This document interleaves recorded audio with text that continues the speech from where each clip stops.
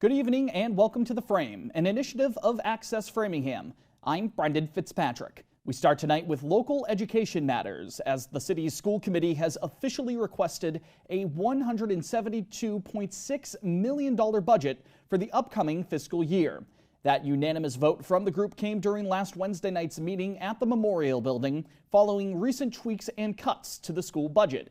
It's a rise of $7.8 million or 4.74% compared to the FY24 budget, but it's also been dwindled down from a mid-March mark of just over $176 million.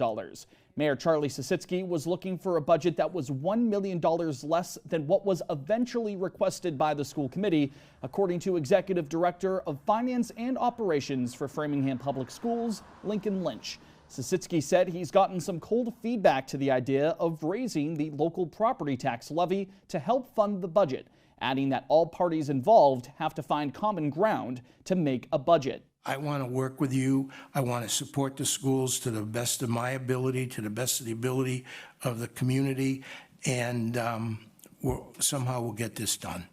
Over the past few weeks, the school committee has slashed about $1.1 million from the district's central office, which included cuts to administrative positions, while saving an additional $760,000 by leveling the budget for most departments, meaning that in FY25, they'll receive the same budget they got in FY24.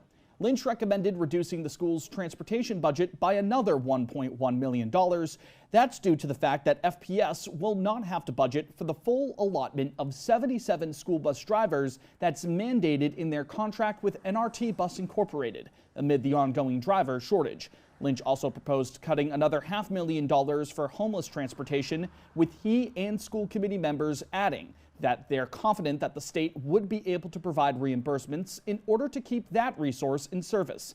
District 8's Jessica Barnhill, the chair of the school committee, told Mayor Sisitsky that the group would not be willing to recommend any further reductions to the FY25 school budget beyond that point. We've looked at this from so many different angles, and when it comes down to it, we're here for the kids. That's what we signed up for, and I am not comfortable going any lower than this. Sisitsky will have to present the budget to the City Council by May 1st. Leading up to last Wednesday night's school committee vote, the Framingham Teachers Association gathered in front of the Memorial Building to voice their desire to have Framingham Public Schools fully funded in FY25. President of the local union, Chris Mulroney, stepped into the Access Framingham studios for an interview on the FTA's reaction to these recent developments, as well as the path forward for the local school budget. Well, I think there's hope that there will be no student-facing positions that are going to be cut, because those were what the district attempted to make in a very thoughtful way, was to cut positions that had the least amount of impact to students.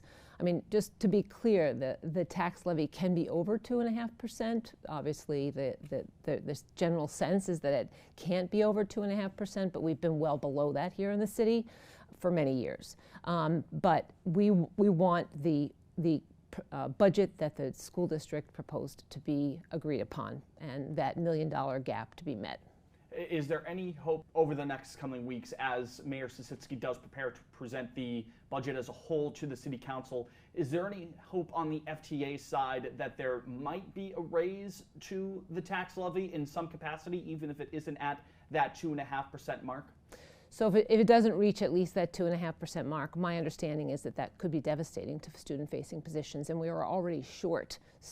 We have lots of open positions, particularly our aides and assistant positions that support, some of our most needy students. And you probably recall the recent City Council meeting where the superintendent was asked to speak to those challenges that a couple of buildings were having.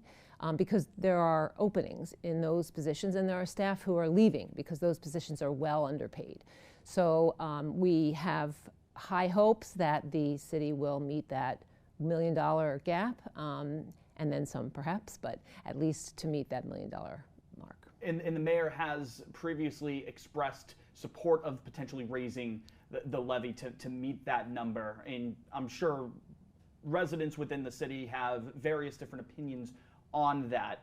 For people who may be hesitant to seeing the property tax levy raised upwards of 2.5%, What would your reaction to that be?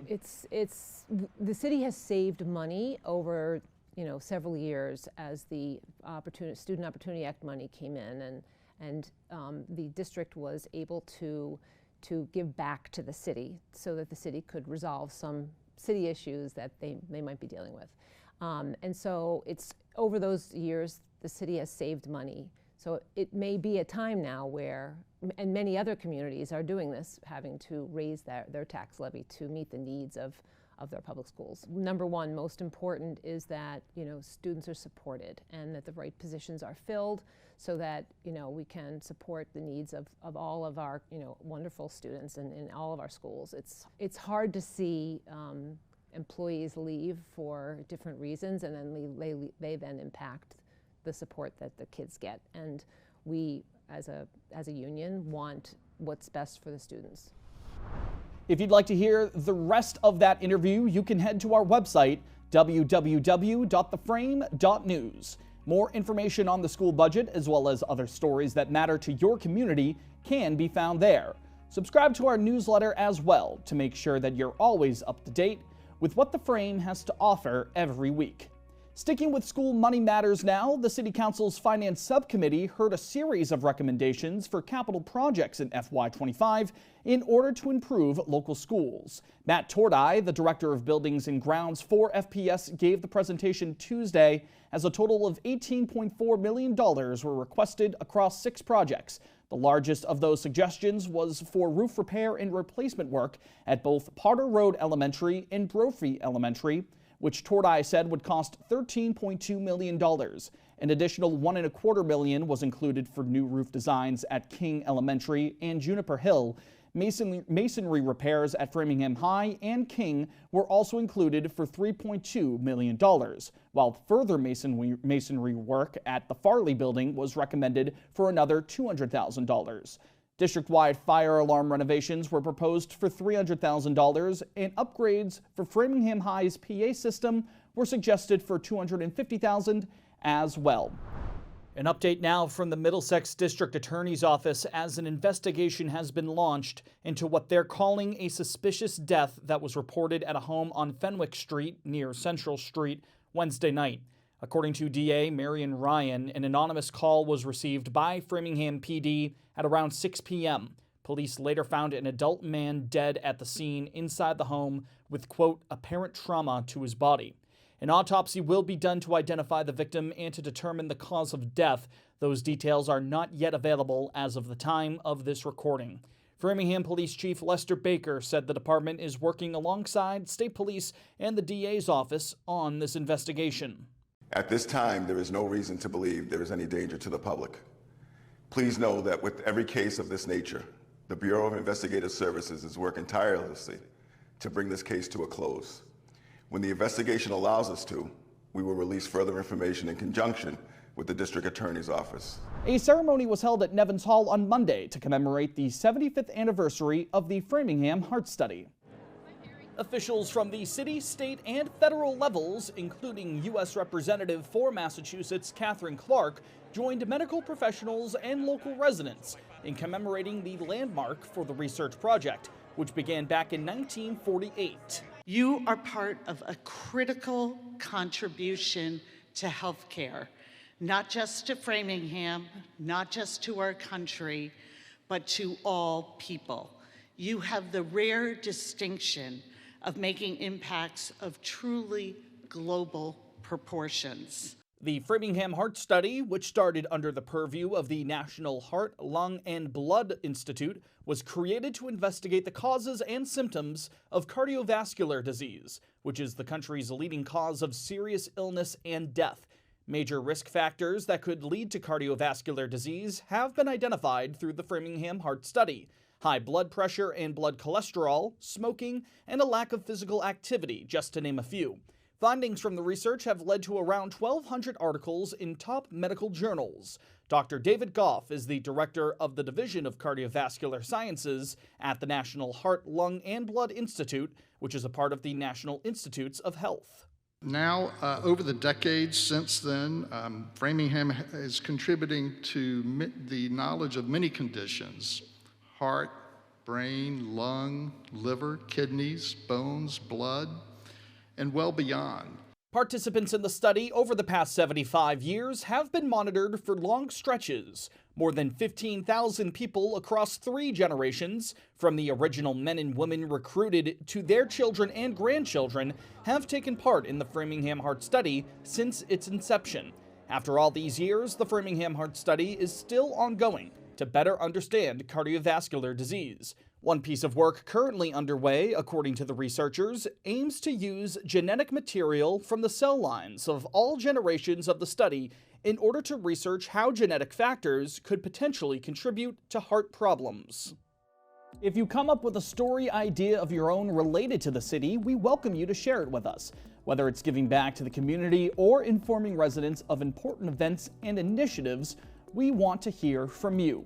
You can give us a call at 508-216-0003, or you're welcome to send an email to us. Our address is theframe@accessfram.tv. We're going to take a quick break now, but when we come back, a spotlight on Marathon Fest at Jack's Abbey. The Boston Marathon is just a few days away as the annual race is set to make its way through Framingham once more. We caught up with Downtown Framingham Inc. and Jack's Abbey to learn more about the Marathon Monday event. Stay tuned. The Frame will return in a moment. We are the heart of Massachusetts, and if you think of what makes it special, I think it's creating memories with your family. You could come up here and do quite a few things in a single day and then head home, or you could come up here and stay for a long weekend. Get ready, because there is so much to explore. There is something for all ages. Endless opportunity. And I don't think there's any other place in America which offers quite the experience that you can find here. Every day, thousands of kids start vaping. So if you want to talk to your kids, you got to get it trending. I was just trying to get your attention. Could I just ask? Visit talkaboutVaping.org for tips on when and how to have the vape talk. Welcome back to The Frame, as it's time now for our weekly focus. We're just a few days away from one of the world's biggest races, the 128th edition of the Boston Marathon. The 26.2-mile route will pass right through Framingham. 30,000 runners will be making the trek from Hopkinton to Boylston Street in Boston, with thousands of supporters cheering along the way. To celebrate the occasion, Downtown Framingham Inc. has teamed up with the local brewery Jack's Abbey to host the city's Marathon Fest once again. The free event will be open to the public, and it will be just a short walk away from the racers making their way along Waverly Street. We caught up with DFI's Executive Director Rayad Shah and Jack's Abbey's co-founder Sam Hendler to discuss the local event. The marathon road hasn't changed in 100+ years, and we don't foresee it changing anytime soon, so we're excited to have it run through the heart of Framingham. As a kid growing up in Framingham, it's school vacation week, it's a day off from work for folks. What else is there to do if the street's shut down at 6 o'clock, 7 o'clock in the morning? It's, we're going to go down, we're going to track some of our friends, see who's running, seeing who we can cheer on, and watch some of the world-class athletes, whether they be, physically impaired in the wheelchairs or with supports, or some of the world-class runners that run in, 2 hours or under. The marathon route's about 400 feet from the Jack's Abbey parking lot where we'll be located. The alcohol will stay inside the beer hall, but outside we'll have family fun and festivities, some live local talent, some arts and humanities, and of course local vendors. It's a quintessentially Framingham day and an experience being here. Obviously the marathon is one of those just special days. There's just kind of a magic in the air. We'll have Marathon Fest out in the parking lot, tons of vendors, really good times, and then obviously the doors will be open here. Hopefully an environment people are having fun and get to enjoy a little bit of that Marathon Monday magic. DFI has always been a part of our existence here in Framingham. It's a tight-knit group in downtown. The business community is really awesome, and I think there's a lot of people who really care about having a vibrant, exciting downtown for people to enjoy. We live in the community, we work in the community, there's a lot of others like us, and it's great to find like-minded people looking to build a real sense of home here in downtown Framingham. It started off as DFI supporting them as being a small business in Framingham and helping them supporting navigating permitting, anything from getting new space to to food options and health department stuff. But now it's grown to really event planning and organization, really doing stuff for the community and bringing people together. They're located in the downtown area, right on the marathon route. So what a perfect opportunity to connect with the community that's already going to be coming down to 135 to watch the marathon, as they've been doing for over 100 years. It is one of the many ideas that DFI has done over the years and that we'll continue to build upon. And it's really nice because it's free to the public. You know, we're not looking to charge tickets for people to come in. We know it's a day of festivity, it's a day of relaxation. So we want to just be able to be here, connect with folks in a more intimate way, so they can connect with the community that might be their neighbor selling goods and products right around the corner. Rayad noted that parking could be a challenge as there'll be several road closures in place in and around the marathon route.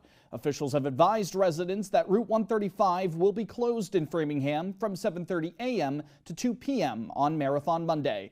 Rayad recommended checking out DFI's website and Facebook page, where they'll be posting additional parking information and other event details. Access Framingham will be providing team coverage of the marathon, which will be featured on our next weekly focus. Myself and our AFTV colleagues will be on the marathon route here in the city, and the Frame's Mackenzie Wright will be right at the starting line in Hopkinton. Mackenzie will be speaking with Framingham residents who are participating in this year's Boston Marathon, so we encourage you to tune in next week for our special coverage, which will also be posted to our website. On to the weather now and what we can expect for the weekend as well as on Patriots Day. Showers are likely on Friday with highs in the low 60s and lows in the upper 40s. Breezy on Friday as well, with the potential for gusts as high as 35 miles an hour. You can expect more windy conditions on Saturday as well, along with mostly cloudy skies, highs in the mid-50s and lows in the low 40s then. Skies should start to clear up a bit as we move into Saturday evening. As for Sunday, partly sunny with highs in the low 60s. And finally, for the holiday, the latest from the National Weather Service suggests it will be a beautiful day for the Boston Marathon. Mostly sunshine with highs in the upper 60s and lows in the mid-40s. Finally, some warmer springtime conditions just in time for Marathon Monday. Now, before we take a quick break, we want to highlight a project our team here at Access Framingham has been working on. It's because of AFTV that we're able to bring you the Frame each week. Access Framingham recently hosted Brazilian artist Julia Checo as part of Danforth Art Museum's Community Conversations Through Art. The program is a part of the museum's Beyond Our Walls series, which provides more details behind artists and their work. Let's listen into some of what Julia had to say about her participatory public art piece Transcending Borders, which will be on display at the Danforth Art Museum on April 20th. Essentially what this piece is, it's a modular structure that's covered in over 2,000 ribbons that are very brightly colored, and they all say, "You are welcome here," in 12 different languages that are commonly spoken by immigrants in the greater Boston area. So this is all actually comes from a Brazilian custom. There's this beautiful place in Salvador, Bahia, Igreja do Senhor do Bonfim, and people go there to tie little colorful ribbons on the fence of this church. So these fences are just like completely covered with these beautiful little colorful that's fabulous. ribbons. It's gorgeous. So I wanted to bring a little bit of that joy and that like visual excitement that this material brings to me. I like sharing things that are joyful, and I think that immigrant populations are amazing and they bring so much culture and excitement, music, food, you name it. Like there's so many things that our immigrant populations bring. And welcome back in. Let's check out what else is happening in our community as springtime arrives in Framingham. The Native Plant Trust's Garden in the Woods is opening for its 2024 season on Sunday, April 14th. Located at 180 Hemingway Road, Garden in the Woods is a 45-acre botanic garden which showcases the many native plants we have here in New England. The garden will be open from 10 a.m. to 5 p.m. daily. Tickets are available at the Visitor Center when you arrive. You can also check out their garden shop or schedule a guided tour, though all tour openings in May are already fully booked. You can learn more by visiting thenativeplanttrust.org or calling Garden in the Woods at 508-877-7630. Residents took part in a pair of public meetings recently to address the development of more community gardens in Framingham. The group Transition Framingham has worked with the city's Community Gardens Working Group and the municipal government to utilize Community Preservation Act money for the creation of these gardens in South Framingham. Roosevelt Park and Bates Road Park have been the focus of these potential additions. One thing about Framingham, again, is we don't have a lot of community gardens, and the ones that we have are not fully accessible. So that's why we worked with the Community Preservation Committee to do some design studies to build new community gardens in Framingham that will be in neighborhoods that don't have access yet and that will be fully accessible to people of all abilities. Feel free to tag us on social media if you're out at the Garden in the Woods or any other outdoor space in Framingham this spring. We're on Instagram as well as on X. The handle for both is @FrameNews_.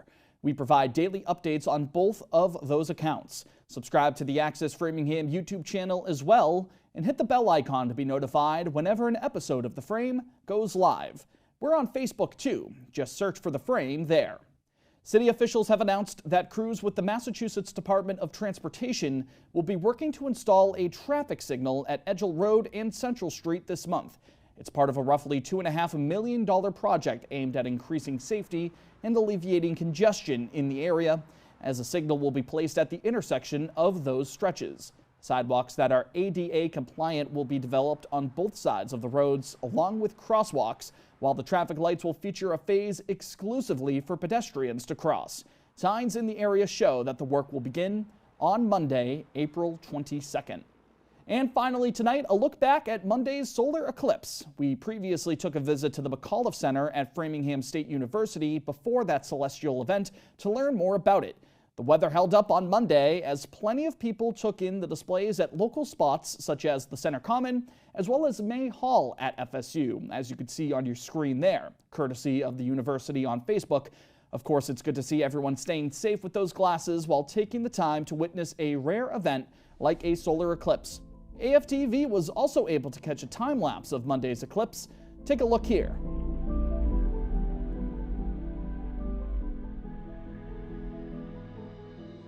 Now, in case you're wondering, Massachusetts won't be in line for a totality for a solar eclipse until May 1st of 2079, so the countdown starts now. That'll be it for this week's edition of Framingham News in Focus. For all of us here at The Frame, thank you for tuning in. My name is Brendan Fitzpatrick. We'll talk to you next week. Take care.